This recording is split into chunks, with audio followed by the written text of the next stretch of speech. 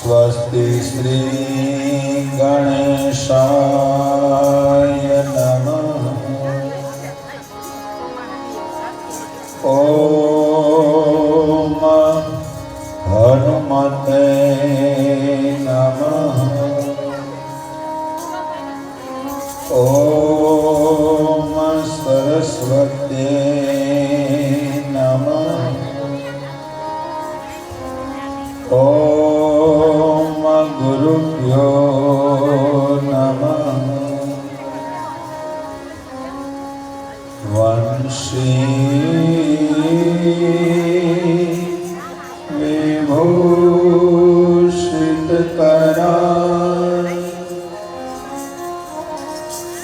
नवनीरदाभा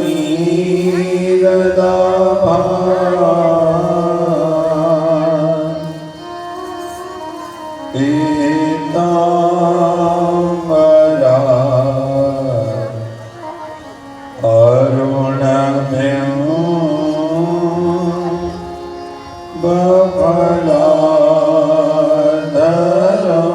बफलाधरोष्ठा पूर्णेन्दुसुन्दरमुखा अरविन्दनेत्रा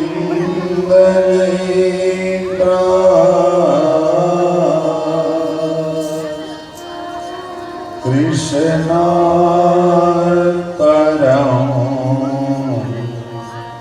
किमपिता त्वं न जाने। कृष्णा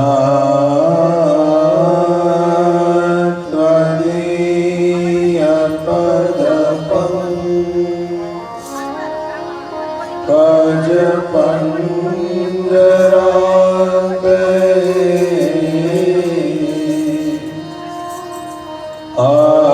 आद्रेव में विशतुमा न सराजहंस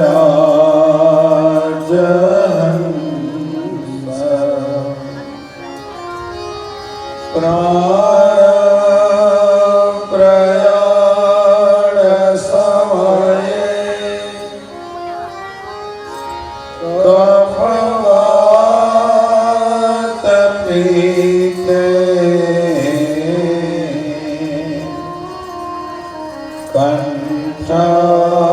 कंठावरो धनविधो स्मरणं कुतस्ते। कंठावरो धनविधो स्मरणं कुतस्ते। बोले बाल मुकुंद भगवान की जय। सच्चिदानंद रूपाय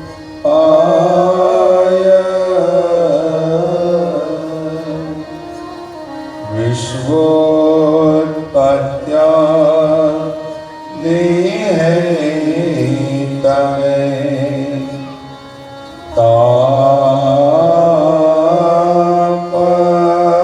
तापत्रय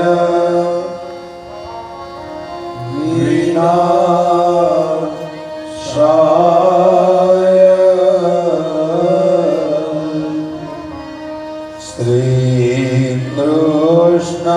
श्रीकृष्णाय वयं नमः।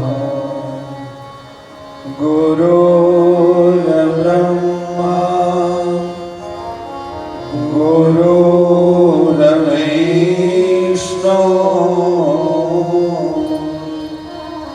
गुरुर्देवो महेश्वर। गुरु साक्षात् परब्रह्म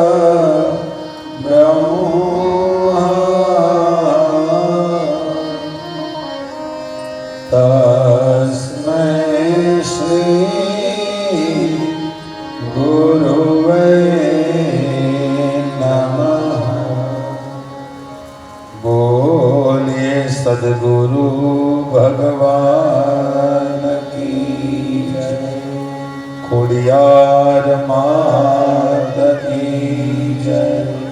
ब्रह्माणी मात की जय। धावड़ी मात की जय। दुखी श्याम बापानी बजरंगदास बापानी जय। पितृनारायण भगवान की जय। करारविंदे नभदारविंदं मुखारविंदे शयन्तं वटस्य पत्रस्य पुटे शयानं बालमुकुन्दं मनसा स्मरामि। श्रीकृष्ण गोविन्द हरे मुरारे। हे नाथ नारायण वासुदेवा। जिह्वे पिबस्वामृतमेतदेव। गोविन्द दामोदर माधवेति।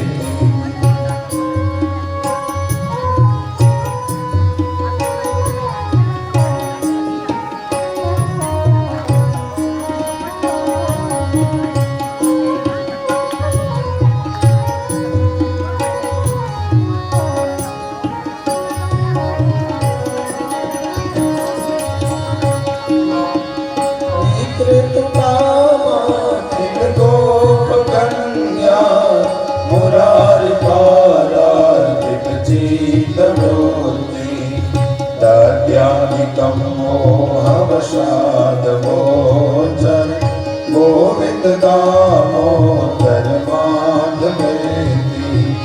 गृहे गृहे गोपवधू कदम्बा। सर्वे मिलित्वा समवाप्य योगम्। पुण्यानि नामानि पठन्ति नित्यम्। गोविन्द दामोदर माधवेति।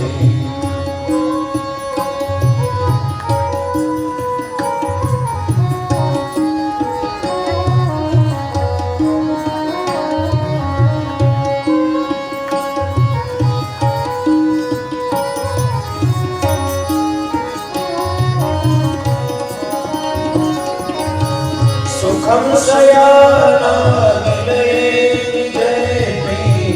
नामानि विष्णो प्रवदन्ति माया। ये निश्चितं तन्मयता व्रजन्ति। गोविन्द दामोदर माधवेति। जिह्वे सदैवं भज सुन्दराणि। नामानि कृष्णस्य मनोहराणि। समस्त भक्तार्तिविनाशनानि। गोविन्द दामोदर माधवेति।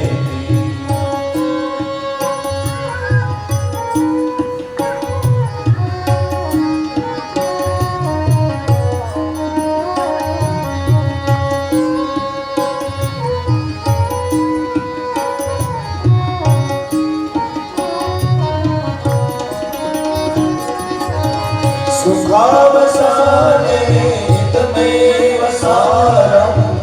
दुःखावसाने तमेव ध्येयम्। देहावसाने तमेव चाप्यम्। गोविन्द दामोदर माधवेति। श्रीकृष्ण राधा हरे गोकुलेश। गोपाल गो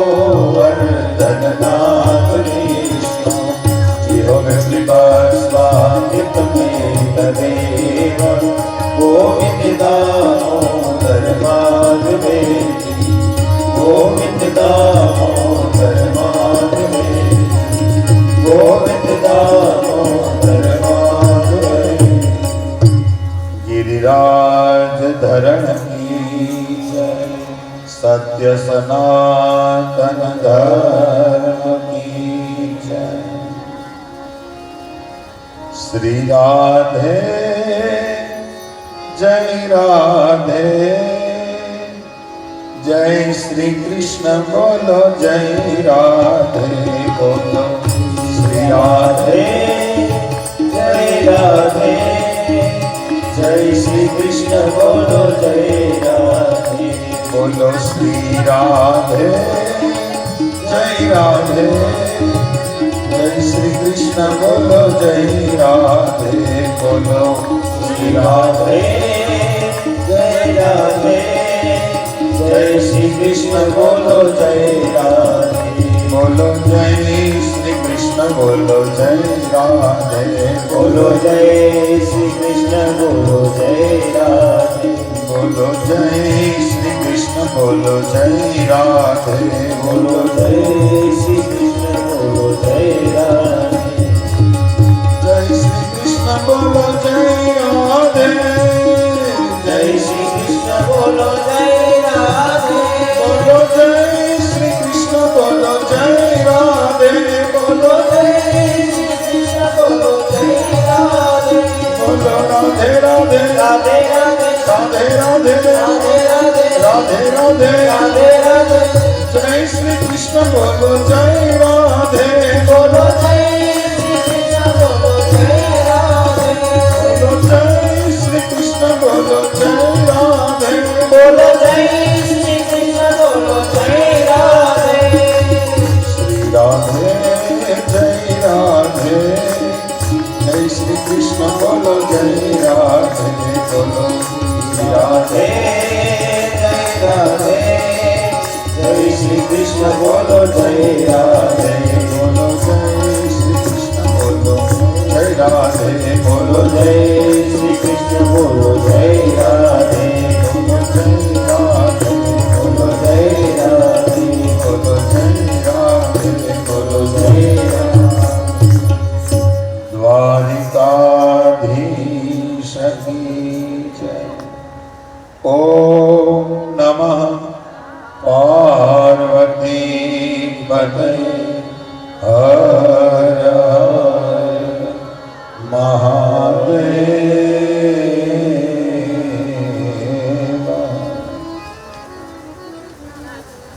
શ્રીમદ ભાગવત કથાના ત્રીજા દિવસે ફરીવાર આપ સૌના હૃદયમાં બિરાજિત પરમાત્મા જગતગુરુ કૃષ્ણને વંદન કરીને આ સમસ્ત સ્વર્ગસ્થ રાઘવ દાદાના પરિવાર ભૂરી પરિવારના આંગણે આ સેવેલા મનોરથને સફળ કરવા માટે આપ સૌ પધાર્યા છો. આપ સૌના ચરણમાં વંદન કરીને આપના હૃદયમાં બિરાજતા ભગવાન દ્વારકાધીશને વંદન કરીને આવો સૌ ભેગા મળી પરમાત્માની દિવ્ય લીલાઓનું અનુસરણ કરીએ, પરમાત્માની દિવ્ય લીલાઓનું અનુગમન કરીએ અને શ્રીમદ ભાગવત કથામાં રસપાન કરીએ.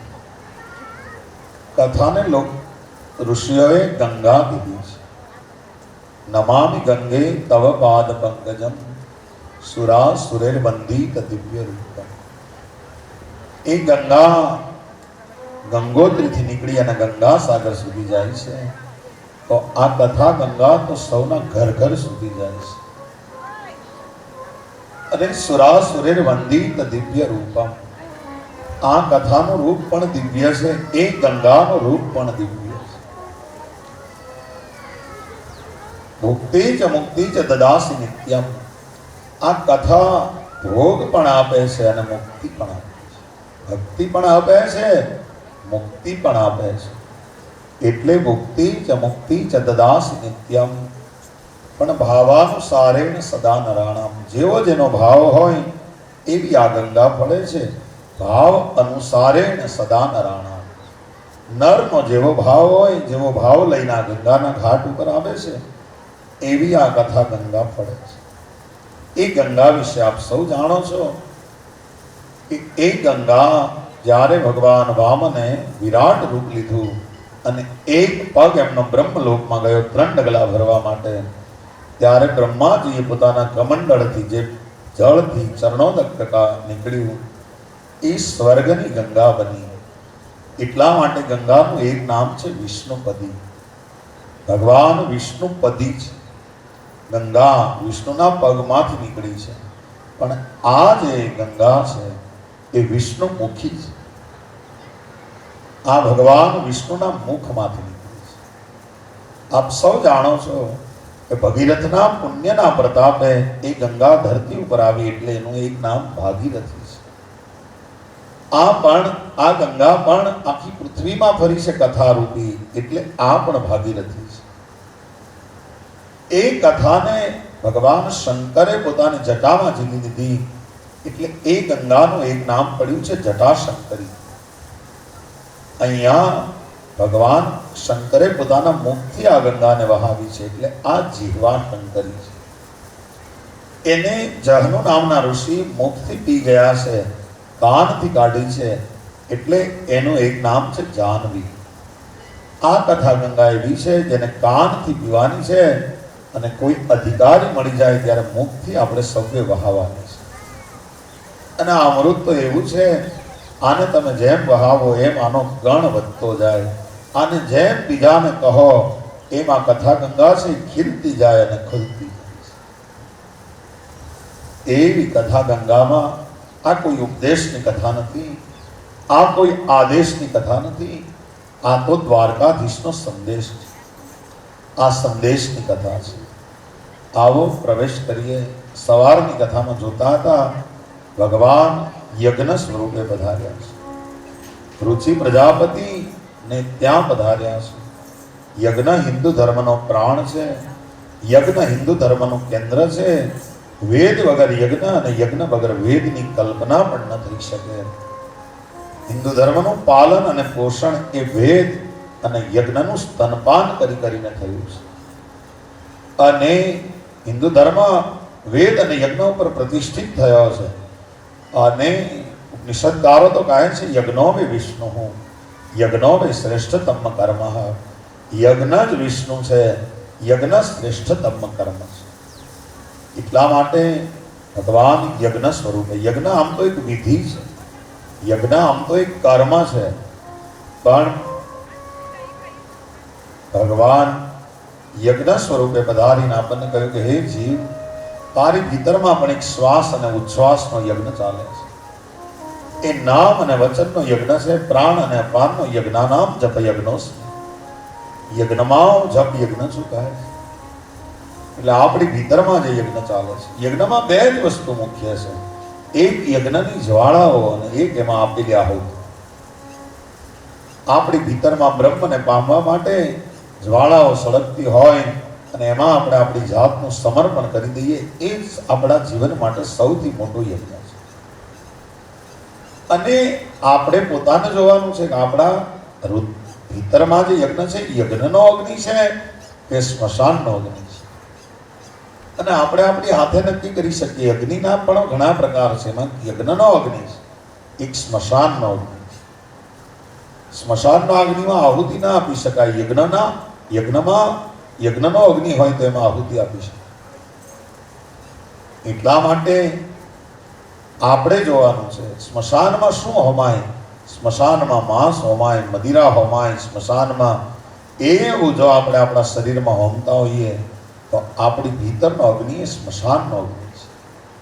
અને યજ્ઞમાં હોમાય, ફળ હોમાય, ઘી હોમાય, ખીર હોમાય, તલ હોમાય, અનાજ હોમાય, ધાન્ય હોમાય. એવું બધું જો આપણે સાત્વિક ખોરાક લેતા હોઈએ તો આપણી ભીતરનો અગ્નિ છે યજ્ઞનો અગ્નિ છે.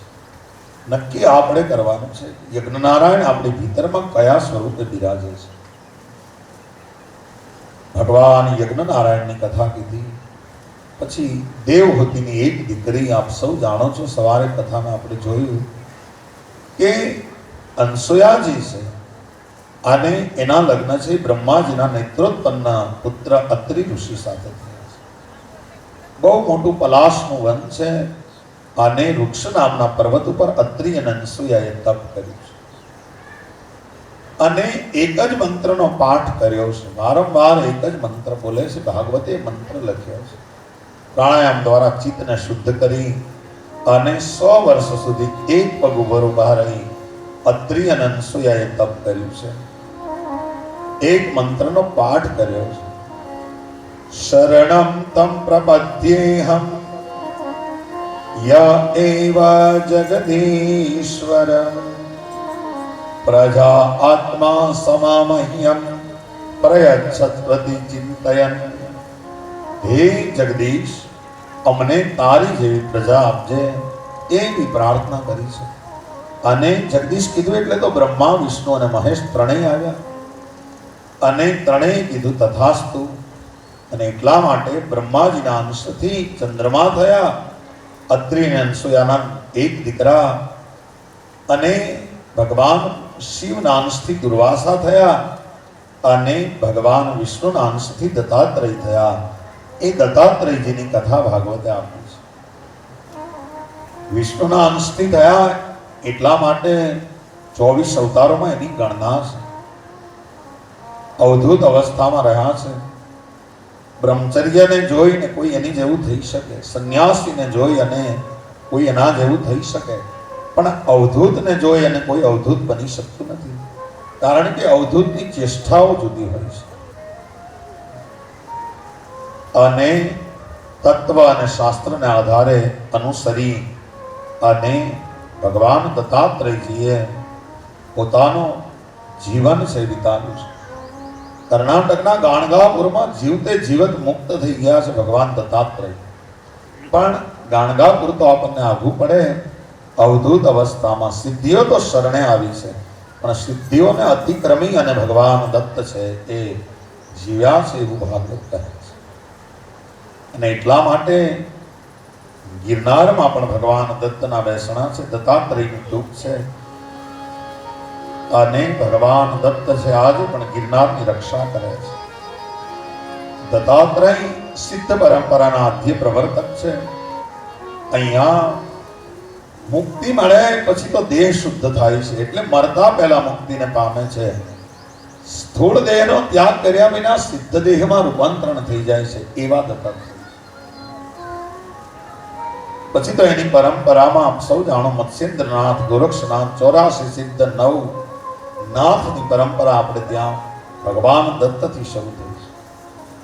અને ગિરનાર ઉપર આજ પણ એવી માન્યતા છે કે શિવરાત્રિની રવેણી નીકળે દિગંબર સાધુઓની, એમાં મૃગી કુંડમાં સ્નાન કરવા માટે જાય ત્યારે પહેલો ધુક્કો છે ભગવાન દત્ત મારે છે, પછી બધા સાધુઓ સ્નાન કરે. એટલા માટે તારો રે ભરોસો અમને ભારી એવો ગરબો દાતા. આ ગિરનારી બાવો એ ભગવાન દત્ત છે.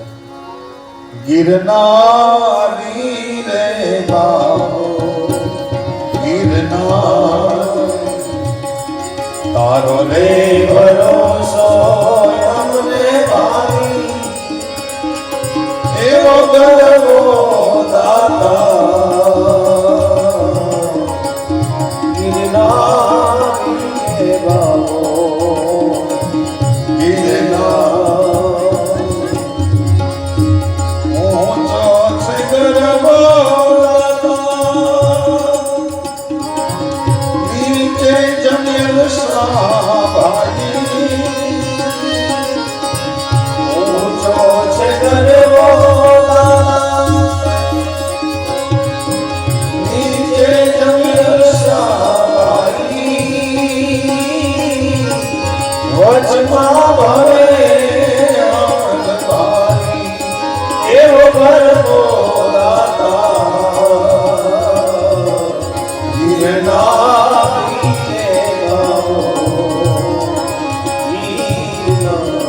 ભગવાન દત્તના બેસણા આજે પણ એવી માન્યતા છે કે દત્તનો દંડ ગિરનારની પરિક્રમા કરે છે.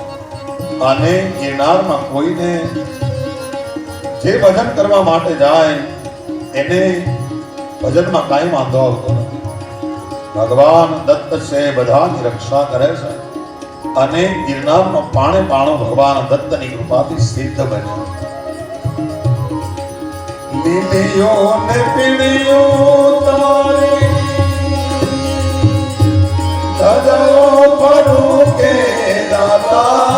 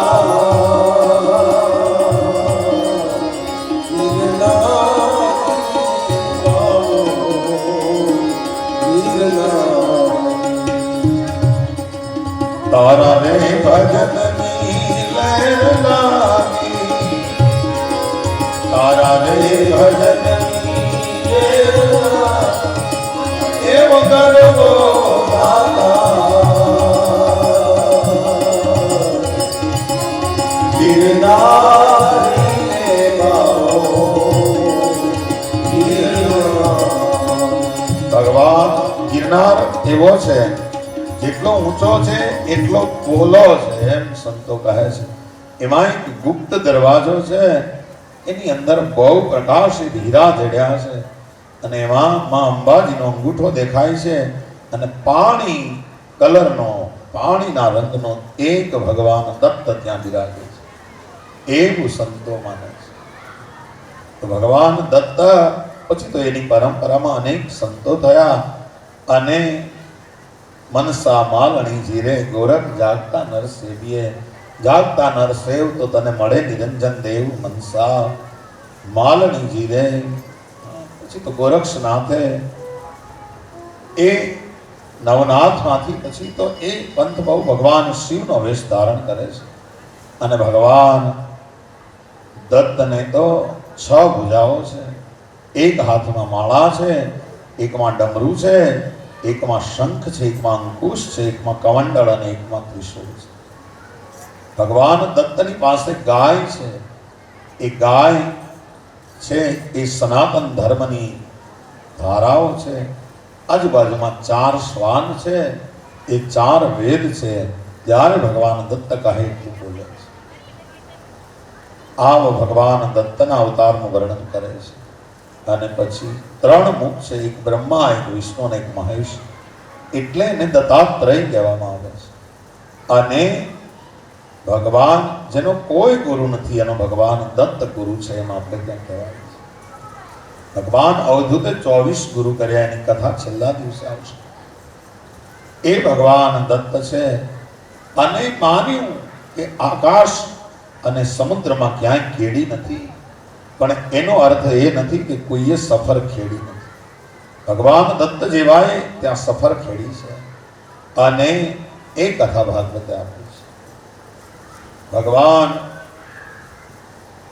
દત્તાત્રેય છે, એની કથા કહી, અને પછી મહારાજ મનુ અને શત્રુપાની ત્રીજી દીકરી પ્રસૂતિના લગ્ન બ્રહ્માજીના માનસ પુત્ર દક્ષ પ્રજાપતિ સાથે થયા, એની કથા. એનાથી દક્ષ મહારાજ અને પ્રસૂતિને 16 કન્યાઓ થઈ, એમાંથી 13 ધર્મને પરણાવી. એમાંથી એક કન્યા છે, 13 માંથી એનું નામ મૂર્તિ છે. પિતા ધર્મ અને માતા મૂર્તિને ત્યાં ભગવાન નર નારાયણ રૂપે આવ્યા છે. અને નર અને નારાયણ બંને જોડિયા ભાઈઓ છે. નર નારાયણનો અવતાર એક સાથે થયો. એક સાથે બંને ભાઈઓએ તપશ્ચર્યા બદ્રિકાશ્રમમાં કરી છે. અને બદ્રિકાશ્રમમાં આવ્યા. કામદેવ નર નારાયણ પર આક્રમણ કર્યું, પણ નર નારાયણને તપશ્ચર્યાનો ભંગ ન થયો. માતા લક્ષ્મીજી ત્યાં બોરડી રૂપે બદ્રિકાશ્રમમાં બિરાજિત થયા. ત્યારથી એ જગ્યાનું નામ બદ્રિકાશ્રમ પડ્યું છે. ઇન્દ્રએ અનેક અપ્સરાઓ ઉત્પન્ન કરી અને નર નારાયણનું તપ તોડાવવાની કોશિશ કરી, પણ ભગવાને પોતાના સાથળમાંથી અનેક અપ્સરાઓ કાઢી ઇન્દ્રનું ઇન્દ્રસન અભિમાન ઉતાર્યું છે. અને એમાંથી એક અપ્સરા છે, એક ઉર્વશી છે. ઇન્દ્ર મહારાજ નર નારાયણને ઓળખી ગયા, ક્ષમા માંગી. આજે પણ ભાગવતમાં લખ્યું છે, ભારદેવી વર્ષે ભગવાન નર નારાયણાખ્યા આ કલ્પાંતમ ઉપચિત ધર્મ જ્ઞાન વૈરાગ્ય ઐશ્વર્ય પશ્મો પરમાત્મો પ્રલંબ. આ ભારતના કલ્યાણ માટે નર અને નારાયણ આજે પણ બદ્રિકાશ્રમમાં તપ કરે છે. એક જ ભાવ છે બસ. એ ભાવ એ છે કે મારા ભારત વર્ષનું કલ્યાણ થાય, એ જ ભાવ છે. અને ભાગવતમાં એક મંત્ર આવે છે, એ મંત્ર આ બદ્રિકાશ્રમ ઉપર લખાયો છે. નારાયણમ નમસ્કૃત્યમ નરસ્તેવ નરોત્તમમ દેવી સરસ્વતી વ્યાસ તતો જયમુદીરયે. નારાયણમ નમસ્કૃત્યમ નરસ્તેવ નરોત્તમમ. નર અને નારાયણ બંને આ બદ્રિકાશ્રમમાં બિરાજે છે. એટલું નહીં, દેવી એટલે એની માં મૂર્તિ દેવી પણ માના ગ્રામ છે, બદ્રિકાશ્રમની બાજુમાં, ત્યાં બિરાજે છે. એકવાર નરનારાયણની એક મૂર્તિ સ્થિર છે, એક ચલિત છે. વર્ષમાં એકવાર પોતાની માને મળવા માટે જાય છે. એ દેવી છે ત્યાં સરસ્વતી નામની નદી છે અને ત્યાં ભગવાન સરસ્વત્યા પશ્ચિમે તટે એના પશ્ચિમ છેડે ભગવાન વેદવ્યાસનો આશ્રમ છે, એનું નામ શમ્યાપ્રાસ. એટલાને એક આરે યાદ કરી લઈએ ને તોય આપણા ભવરોગ મટી જાય, આપણો બધી જગ્યાએ વિજય થાય એમ કહે છે. આ પાંચ દેવોને નમસ્કાર. આ પાંચે પાંચ દેવો અહીંયા બદ્રિકાશ્રમમાં બિરાજે છે અને ભગવાન આવા અનેક અવતારો લીધા છે. જેમ આપણે ત્યાં ગામડામાં ઊંચા પડથારના મકાન હતા, એ 10 પગથિયાનું મકાન હોય અને માં ઓહરીમાં બેઠી બેઠી રોટલા ઘડતી હોય, ચૂલો હોય ઓસરીમાં તો, અને એનું બાળક ફળિયામાં રમતું હોય. એ બાળકના મનમાં એમ થાય કે મારે મારી માને મળવા જવું છે. એ બાળક એક પગથિયું ચડે, બીજું ચડે, ત્રીજું ચડે, પણ એની માને ખબર પડે કે મારો દીકરો મને મળવા આવવા માંગે છે, અને એની માં હડેડાટ કરતી હાથ પગથિયા ઉતરી જાય, પોતાના દીકરાને તેડી અને ઓસરીમાં લઈ જાય. એવું કામ ભગવાનનું છે. એનો ભક્ત મન, કર્મ અને વચનના 3 પગથિયા ચડે, ત્યાં ભગવાન 7 પગથિયા ઉતરી જાય છે અને આપણને બધાને તેડી અને ભગવાન લઈ જાય છે. આવું પરમાત્મા કૃપાળુ છે. પરમાત્મા આપણને લેવા માટે નીચા નમે છે, એ જ એનો અવતાર છે. અવતાર એટલે બીજું કાંઈ નહીં, આપણને ઊંચા લેવા માટે ભગવાન જે નીચા નમે છે એનું નામ તો અવતાર છે. અનેક અવતારોની કથા કહ્યા પછી પરીક્ષિત રાજાને પ્રશ્ન થયો, મહારાજ તમે એમ કહ્યું કે ત્રીજી દીકરી દક્ષની સાથે પરણાવેલી, કે હા ભગવાન મેં એવું સાંભળ્યું છે કે દક્ષ મહારાજને જે 16 કન્યા હતી એમાંથી 13 ધર્મને આપી અને 3 કન્યાઓ પૈકીની એક ભગવાન શિવ સાથે વિવાહ કર્યા છે. અને મેં એવું સાંભળ્યું છે કે ભગવાન શિવને દક્ષ મહારાજની સાથે વૈમનસ્ય ઊભું થયું. એની મને કથા કહો. એટલે શિવ ચરિત્રમાં લઈ જાય છે. ભાગવત લખે છે, ભવે શિલવતા શ્રેષ્ઠે દક્ષો દોહિત વત્સલમ વિદેશમ કરોત કસ્માન નાદૃત્યાત્મજામ સતી કસ્તમ ચરાચરમ ગુરુમ નિર્વૈર શાંતિ વિગ્રહમ આત્મારામમ કથમ દ્રષ્ટિ જગતો દેવતમ મહત એતદાખ્યાહિ મે બ્રહ્મન જામાતુ સ્વસુરશ્ચ ચ વિદેશસ્તુ યત પ્રાણા સત્યજે દુસ્તજાન સતી. મેં એવું સાંભળ્યું કે સસરાને જમાઈને વૈમનસ્ય ઊભું થયું અને ભગવાન તો કસ્તમ ચરાચરમ ગુરુ નિર્વૈરમ શાંતિ વિગ્રહમ. ભગવાન શંકર તો નિર્વૈર છે, શાંતિનો વિગ્રહ છે.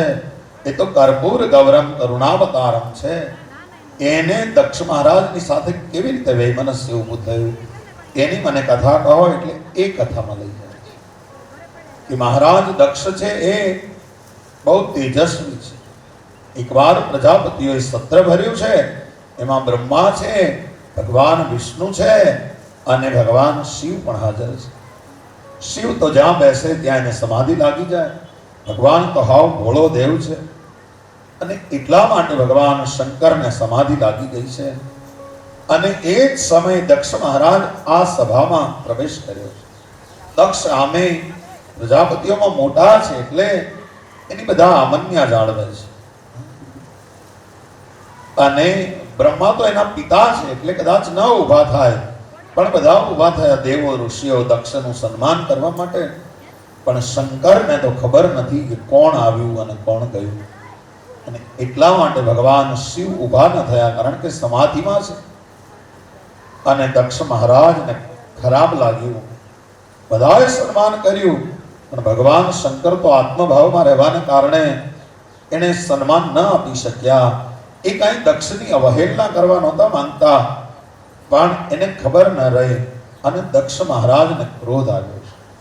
અને એ ક્રોધમાં દક્ષ મહારાજ ન બોલવાના શબ્દો, આપણે તો ન બોલી શકીએ એવા શબ્દો ભગવાન શિવ માટે ઉપયોગ કરવા લાગ્યા.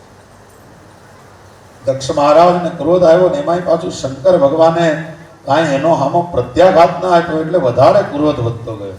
અને જેમ ફાવે એમ દક્ષ મહારાજ બોલવા લાગ્યા છે કે આ નિર્લજ્જ છે, એમણે આ મહાદેવે સમસ્ત લોકપાલોની કીર્તિને ધૂળમાં મેળવી છે. આ દેવગણ, હે બ્રહ્મર્ષિગણ, આ ઘમંડીએ સત્કર્મનો લોભ કર્યો છે અને સત્કર્મને, આચાર ધર્મને આણે લાંછન લગાડ્યું છે. આ વાનર સમાન નેત્રો વાળા મહાદેવને મેં મારી પુત્રી પરણાવી મારી દીકરીનો અપરાધ કર્યો છે અને કહેવા લાગ્યા છે કે આ તો મારો જમાઈ છે અને જમાઈ તો પુત્ર જેવો હોય અને ઊભા થઈને મને પ્રણામ કરવા જોઈએ, પણ કોઈ અજ્ઞાનીને વેદ ભણાવે મારી દીકરી મેં ભાવાવેશમાં આપીને પરણાવી છે. હંમેશા પવિત્ર રહે છે, ઘમંડી છે, સત્કર્મનો આણે લોભ કર્યો છે, નગ્ન છે, જટિલ છે, ભયંકર છે, વિચિત્ર વર્તન કરે છે. આનું નામ માત્ર શિવ છે, બાકી તો અમંગળ છે. અને બ્રહ્માજીના કહેવાથી મેં મારી દીકરીને પરણાવીને મારી દીકરીનો અપરાધ કર્યો છે એમ બોલવા લાગ્યા.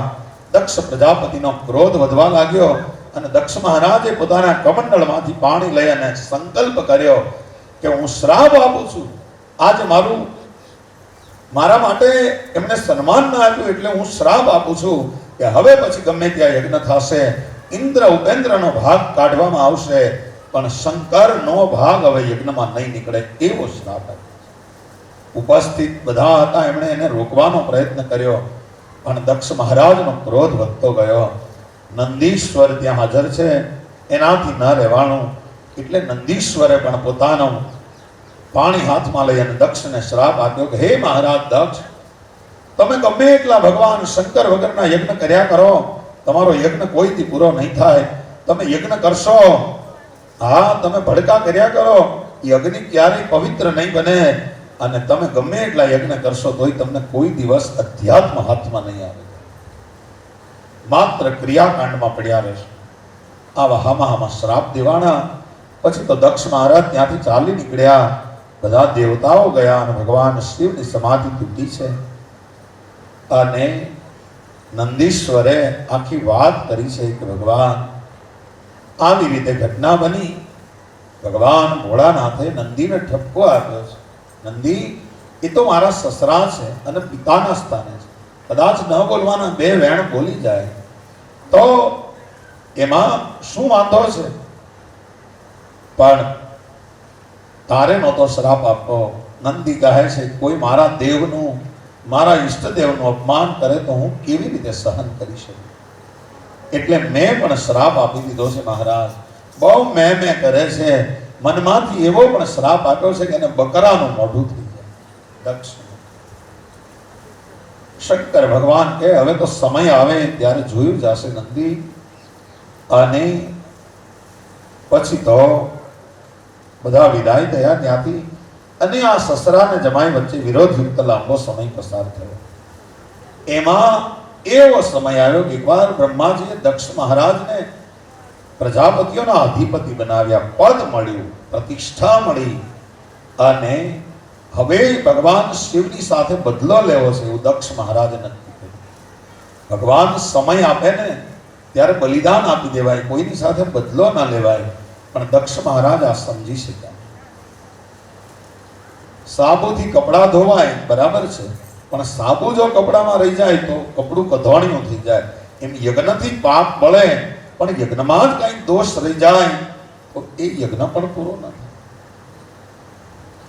એટલા માટે બરાબર સમજીને યજ્ઞ કરવો જોતો હતો, પણ દક્ષ મહારાજ સમજ્યા નહીં. એને તો પદ મળ્યું, પ્રતિષ્ઠા મળી, એટલે બૃહસ્પતિ સ્ત્રવ નામનો યજ્ઞ નો પ્રારંભ કર્યો. બધા દેવોને આમંત્રિત કર્યા અને એવું અભિમાન વધ્યું. તુલસીદાસજી તો કહે છે આ જગતમાં એવો કોઈ નથી જેને અભિમાન, જેને પદ મળે, પ્રતિષ્ઠા મળે અને પછી અભિમાન ન આવે.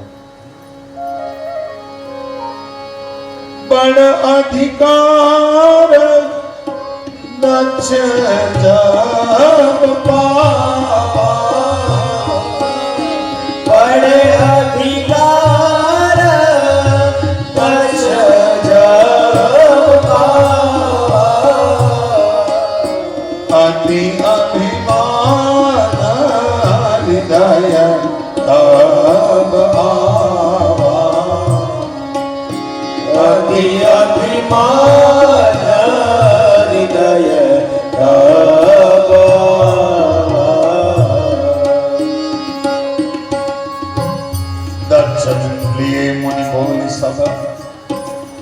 लगे पड़ जा नेवते साधन सकल सुजा जे पावत मख भाग। दक्ष महाराज બધાને બોલાવ્યા અને બૃહસ્પતિ સ્ત્રવવાદ યજ્ઞની શરૂઆત કરી છે. બધાને આમંત્રિત કર્યા, બધા દેવતાઓને આમંત્રિત કર્યા છે.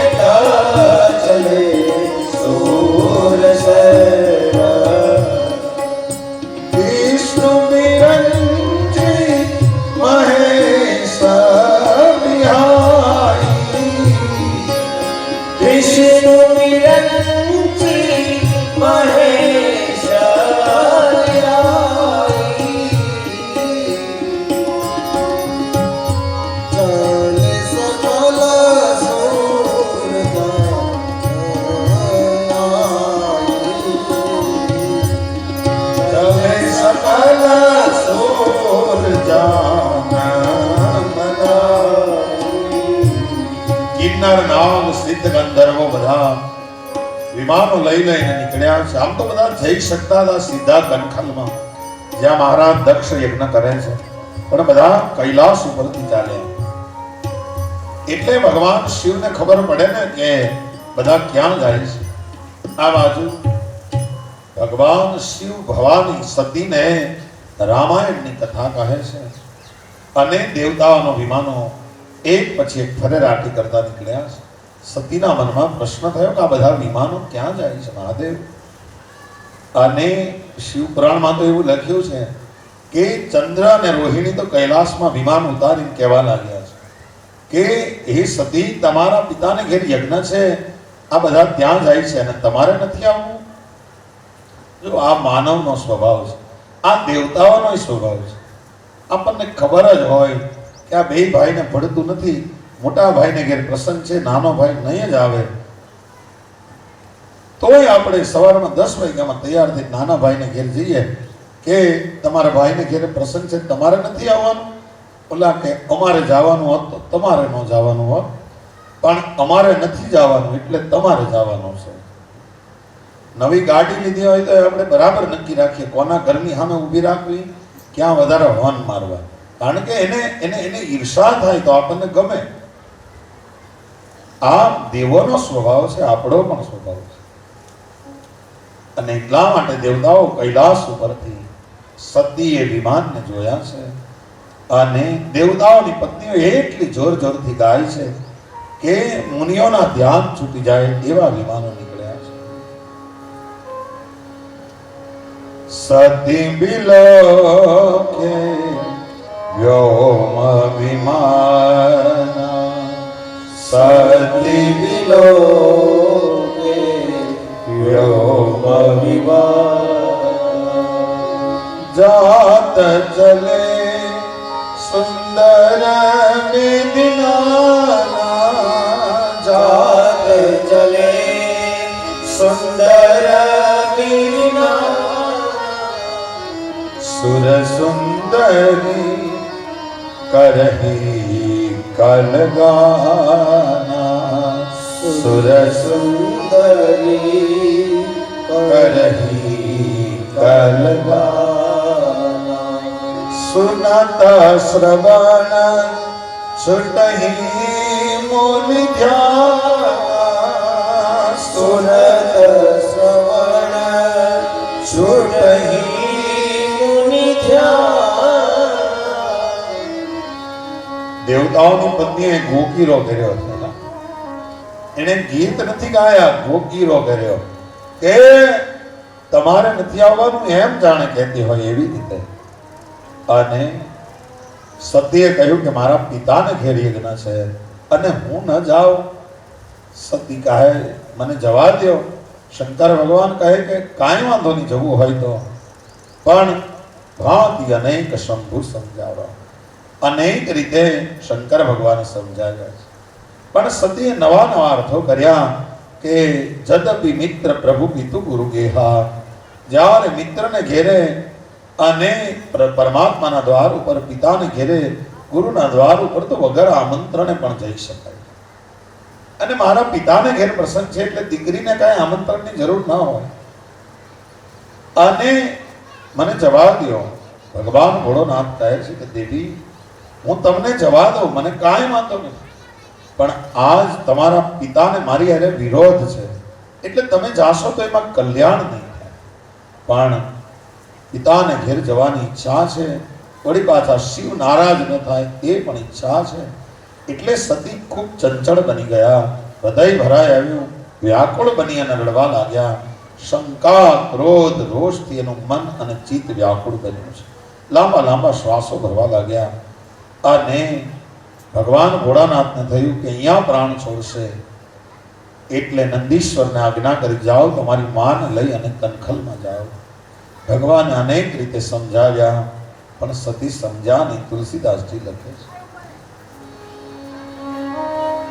ભાતિ અનેક શંભુ સમજાવા,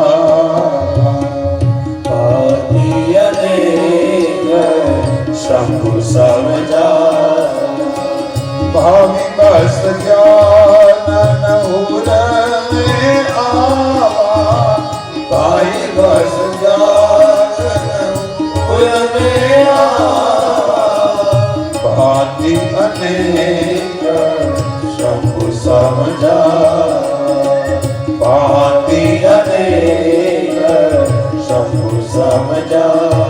અનેક રીતે શંભુએ સમજાવ્યા પણ માન્યા નહીં. અને સતીને કીધું કે તો જાઓ. નંદીશ્વર ઉપર બેસાડ્યા, ઉમિયાનું રૂપ ધારણ કરી અને મા પરાંબા જગતજનની રાજ રાજેશ્વરી આજ કનખલ તરફ પ્રયાણ કર્યું છે. પણ કનખલમાં દીકરી આવી છે બાપને ઘેરે. તમને ખબર છે ગામડામાં દીકરી સાસરે જાય અને પછી ગામમાં એક જ બસ આવતી હોય આખા દિવસમાં.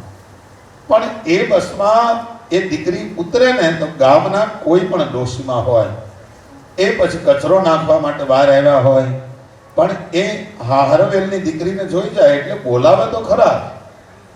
શું કામ કે એના બાપના ગામ છે. અને નાની દીકરી હોય એટલી વાર સસરેથી આવી હોય એટલે ગમે તે ડોશી હામાં મળે બોલાવે તો ખરા, બેટા પોગાડી દીધા, બીજું કઈ ન કહે તો એટલું કહે આવી ગઈ બેટા નરવી છો ને. ત્યાં દીકરીને હાથે કોઠે દીવા થઈ જાય. ગામનું કોક બોલાવે ને તોય દીકરીને આનંદ આવે છે. પણ આજ ભવાની કનખલમાં ગયા છે, પણ આજ ગામના કોઈ એને બોલાવતા, કારણ કે દક્ષ મહારાજે પહેલેથી કહી રાખેલું કે મારી દીકરી કે જમાઈ આવે તો એને કોઈએ સ્વાગત યોગ્ય વચનો પણ ન કહેવા.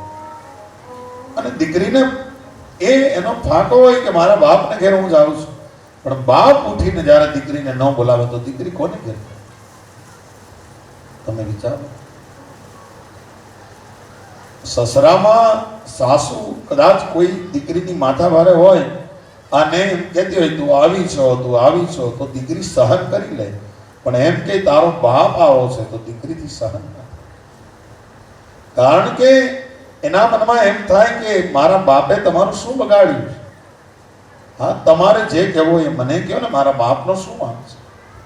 એ દીકરીને બાપ ખાલી એની હારે હસી લે, આવી ગઈ બેટા એટલું કહી દે તોય દીકરીને એના હાથે કોઠે દીવા થઈ જાય. પણ આજ ગામના લોકો કોઈ પણ બોલાવતા નથી. કાંઈ વાંધો નહીં, ગામના લોકો આજ યજ્ઞ છે અને યજ્ઞમાં મારા પિતાએ આમંત્રણ આપ્યું હશે એટલે બધા એક ગામમાં હશે. સતીએ મન મોટું કરી અને ડગલા ભર્યા છે. પણ આજ તુલસીદાસજી લખે છે, પિતા ભવન જબ ગઈ ભવાની, પિતા ભવન જબ